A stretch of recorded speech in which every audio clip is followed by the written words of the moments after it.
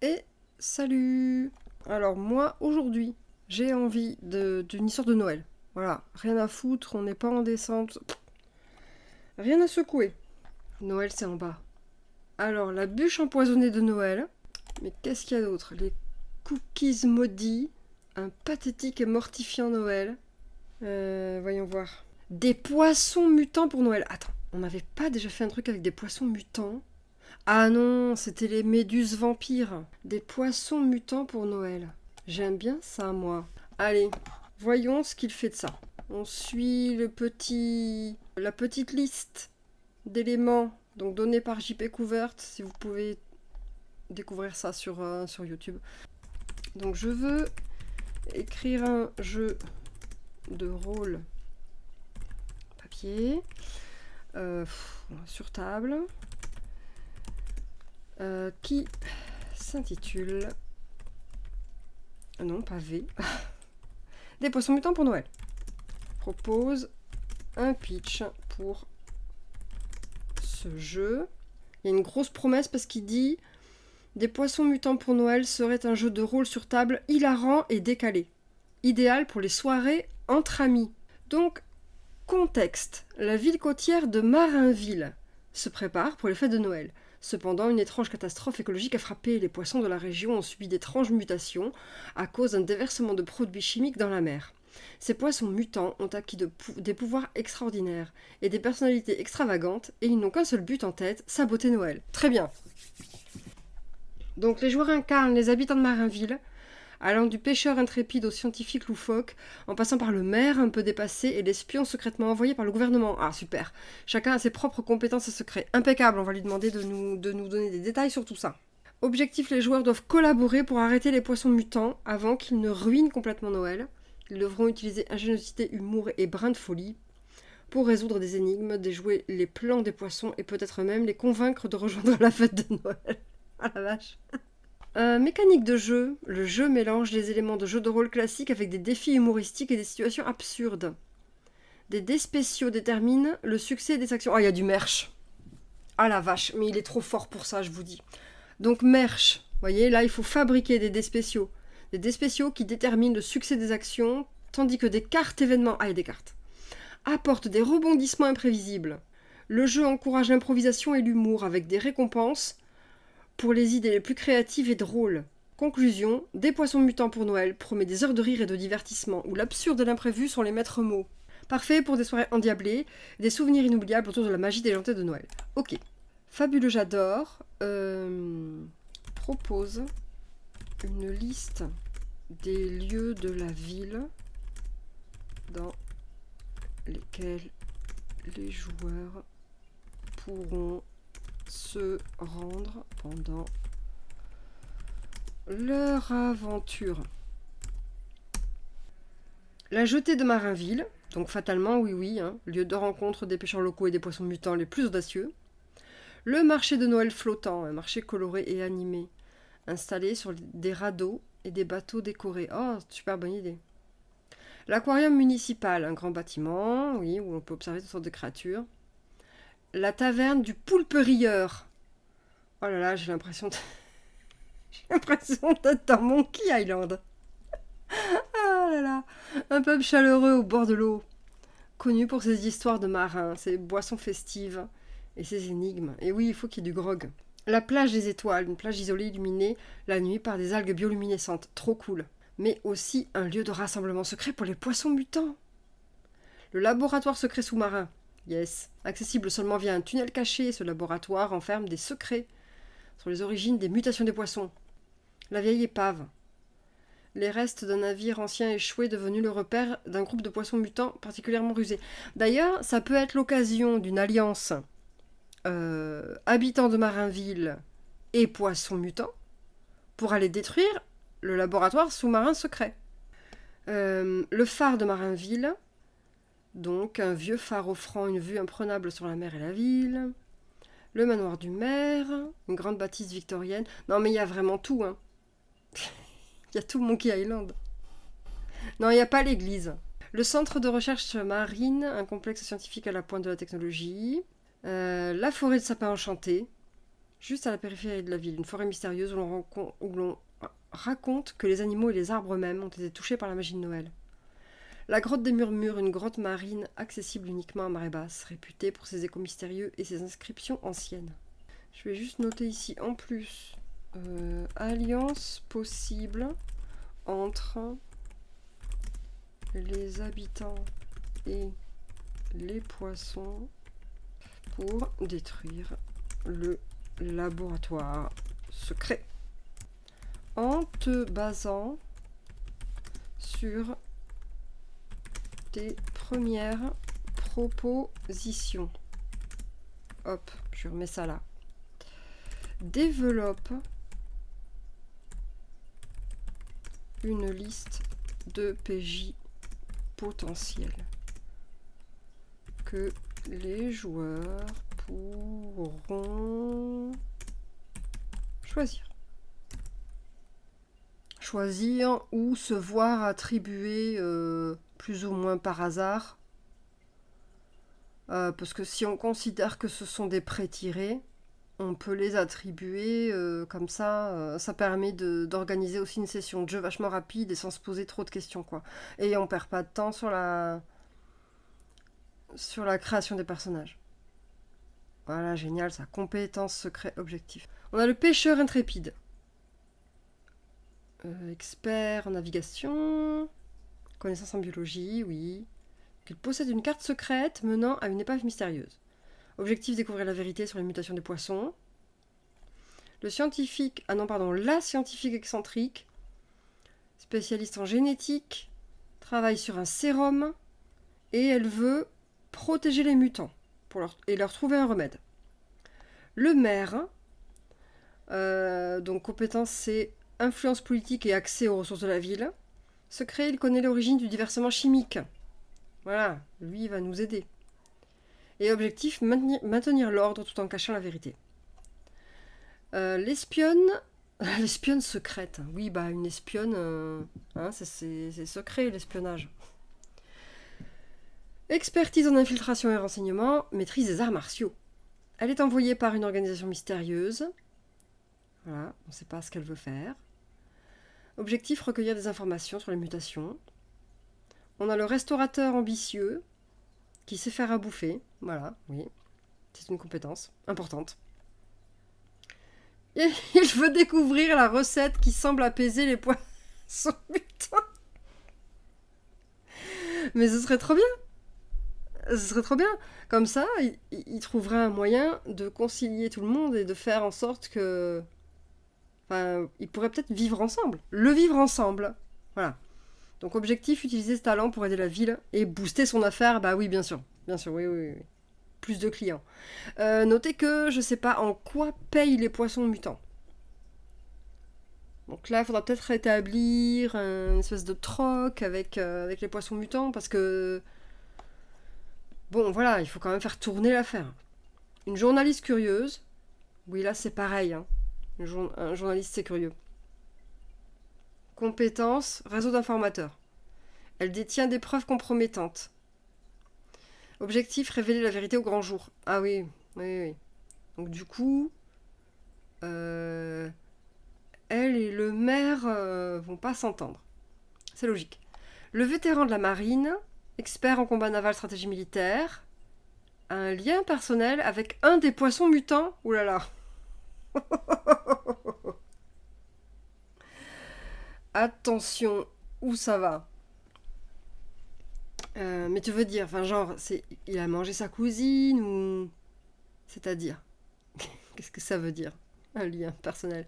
J'ai quand même envie de poser la question à ChatGPT. Donc, ensuite on a... mais objectif, il veut restaurer la paix.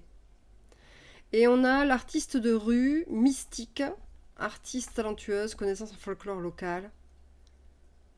Ah oui, non mais ça, à tous les coups, elle, c'est... c'est la barrée de l'étape. C'est toujours les artistes qu'on fait passer pour des... des illuminés. Tu vas voir qu'elle croit aux aliens, elle, à tous les coups. Alors du coup, concernant... le capitaine John Requin Leroy, Quel est donc ce lien personnel? Donc le capitaine Leroy a toujours eu une affection particulière pour un grand requin blanc nommé Titan, qu'il a rencontré à plusieurs reprises lors de ses expéditions en mer. Ce requin, bien qu'imposant, s'est toujours montré étonnamment docile et curieux envers Leroy. Après l'incident chimique, Titan a été l'un des premiers poissons à muter, acquérant une intelligence surprenante et la capacité à communiquer de manière rudimentaire. Au fil du temps, un lien unique s'est développé entre Leroy et Titan. Leroy considère désormais le requin mutant non seulement comme un sujet d'étude fascinant, mais aussi comme un compagnon improbable. Ce lien est renforcé par la conviction de Leroy que Titan possède des informations clés sur les mutations et peut-être même sur la manière de les inverser. Cependant, ce lien pose aussi un dilemme moral pour Leroy. D'une part, il se sent responsable de la sécurité des habitants de Marineville et souhaite empêcher tout dommage que les poissons mutants pourraient causer. D'autre part, il a développé une empathie profonde pour Titan et les autres mutants, comprenant qu'ils sont les victimes de circonstances hors de leur contrôle. Explique quelle est la société... Attends, qu'est-ce qu'il a dit sur les spionnes? L'organisation mystérieuse. L'organisation mystérieuse qui emploie Jade Moreau. Est-ce la même... On va essayer de lui faire dire que oui, que c'est la même, histoire de tout rassembler. Est-ce la même société... Non, organisation, il a dit. Organisation qui a créé le laboratoire responsable de la mutation des poissons. L'Institut de recherche avancée en biologie marine, c'est une organisation scientifique internationale secrète dédiée à l'étude et la manipulation de la biologie marine pour des applications avancées allant de la médecine à la biotechnologie. Elle opère dans l'ombre, souvent à la limite de l'éthique scientifique, sans déconner. Donc effectivement, voilà, Jade est envoyée par cette c'est quoi, une agence? Non, une organisation scientifique? Un institut. Par l'institut, pour enquêter sur les mutations des poissons. Le laboratoire sous-marin à Marineville est en fait une installation de recherche concurrente, gérée par une société de biotechnologie locale. D'accord. Propose une liste de PNJ, amis, ennemis. On a une biologiste, une commandante de navire, un propriétaire de restaurant. Ah ouais, non, mais attends, pas tout en même temps parce qu'on a déjà un propriétaire de restaurant. Ah, l'ancienne voyante de la ville, mais oui, bien sûr. Génie local en robotique, oui, c'est utile. Ennemi. Et ils les appellent tous Victor. Le maire déjà s'appelle Victor. Une entreprise de biotechnologie locale. Capitaine Kraken, pirate moderne et chasseur de mutants. Ouais. Enfin, après, ennemi, ça dépend. Hein. Selon que les joueurs... Enfin, si les joueurs essayent juste de buter les poissons mutants, lui, il va être accueilli en héros.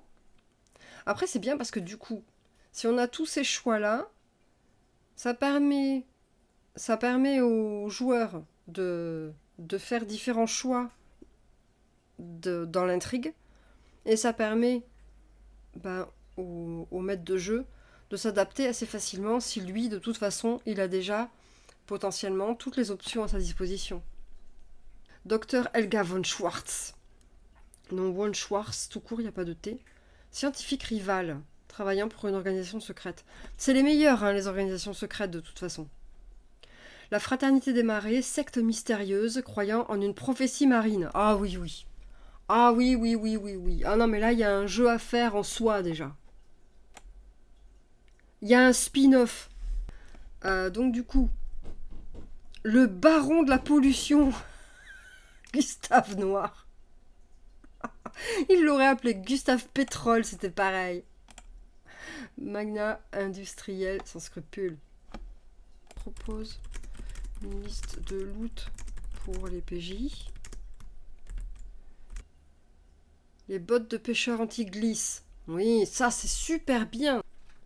Les bottes de pêcheurs quantiques, elles me plaisent.